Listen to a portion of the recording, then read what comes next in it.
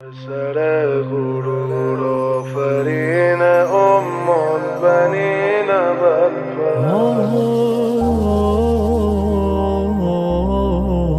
تو منو خوب بلدی، دست رد نزدی.